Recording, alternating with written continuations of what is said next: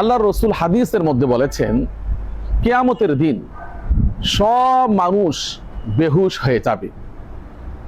আল্লাহ রসুল বলেন, এমনকি আমিও সেদিন বেহুশ হয়ে যাব, সংজ্ঞাহারা হয়ে যাব।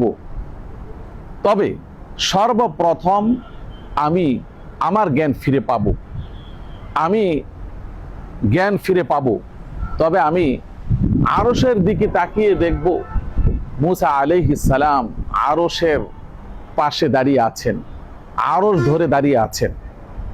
সম্মানিত উপস্থিতি, মুসা আলাইহিস সালাতু ওয়াস সালামের একটি সম্মান হলো আল্লাহ তাআলা কিয়ামতের দিন তাকে সংজ্ঞাহারা করবেন না, তিনি বেহুশ হবেন না। তার কারণ হলো মুসা আলাইহিস সালাম যখন তুর পাহাড়ে আল্লাহ রাব্বুল আলামিনকে দেখতে গিয়েছিলেন, দেখার জন্য কাকুতি মিনতি করেছেন, তখন তিনি বেহুশ হয়ে গিয়েছিলেন।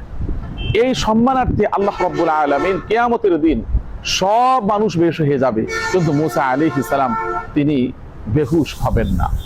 আল্লাহ তাআলা তাকে এই মর্যাদা প্রদান করবেন। সুবহানাল্লাহ।